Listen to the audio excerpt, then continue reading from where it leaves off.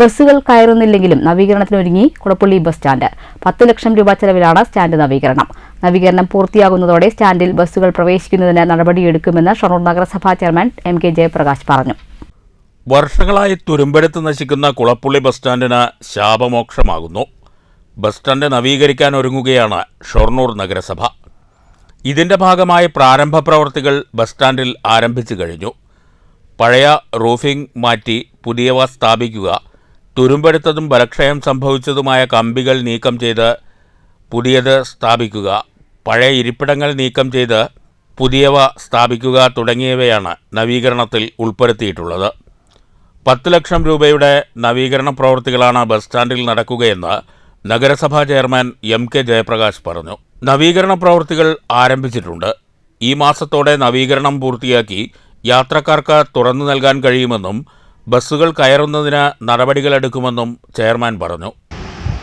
പൊളിഞ്ഞ ബസ് സ്റ്റാൻഡിൻ്റെ പൊളിഞ്ഞ ഭാഗങ്ങളെല്ലാം കോൺക്രീറ്റ് എല്ലാം മാറ്റി പുതിയത് ആക്കാനായിട്ടും നടപടികളായിട്ടുണ്ട്. അതിൻ്റെ ടെൻഡർ നടപടിയെല്ലാം കഴിഞ്ഞ് കരാറെടുത്തു, എഗ്രിമെൻ്റ് വെച്ചു.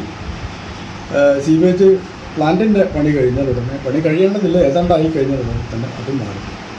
അപ്പോൾ ബസ് സ്റ്റാൻഡിൻ്റെ പൂർണ്ണമായിട്ടും കുളപ്പള്ളി ബസ് സ്റ്റാൻഡും ഷൊർണൂർ ബസ് സ്റ്റാൻഡും നല്ല രീതിയിൽ പ്രവൃത്തി പൂർത്തിയാക്കാൻ സാധിക്കും. ബസ്സുകൾ കയറാൻ ഇപ്പോൾ തടസ്സം അതല്ലല്ലോ, ബസ് സ്റ്റാൻഡിലെ തടസ്സം ബസ് കയറാനുള്ള തടസ്സം പറയുന്നത്, ഒന്ന് ബസ്സുകാർക്ക് റോഡ് ശരിയില്ലാത്തതുകൊണ്ട് ടൈമിങ്ങിന് പ്രശ്നം പറഞ്ഞിട്ടുണ്ട്.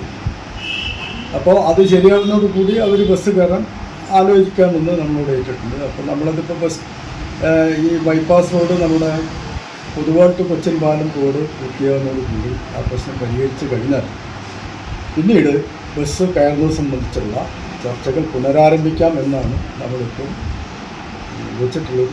ബസ്സുകൾ കയറാതായതോടെ Kulappully bus stand tourist taxi വാഹനങ്ങളുടെ പാർക്കിംഗ് ഗ്രൗണ്ടായി മാറിയ അവസ്ഥയാണ്. പേരിനൊരു ബസ് സ്റ്റാൻഡ് ഉണ്ടെങ്കിലും വെയിലും മഴയും കൊണ്ട് പുറത്ത് ബസ് കാത്തു നിൽക്കേണ്ട അവസ്ഥയിലാണ് യാത്രക്കാർ. ബസ് സ്റ്റാൻഡ് നവീകരണം പൂർത്തിയാകുന്നതോടെ ഇത്തരം പ്രശ്നങ്ങൾക്ക് പരിഹാരമാകുമെന്നാണ് പ്രതീക്ഷ. News centre, Shoranur.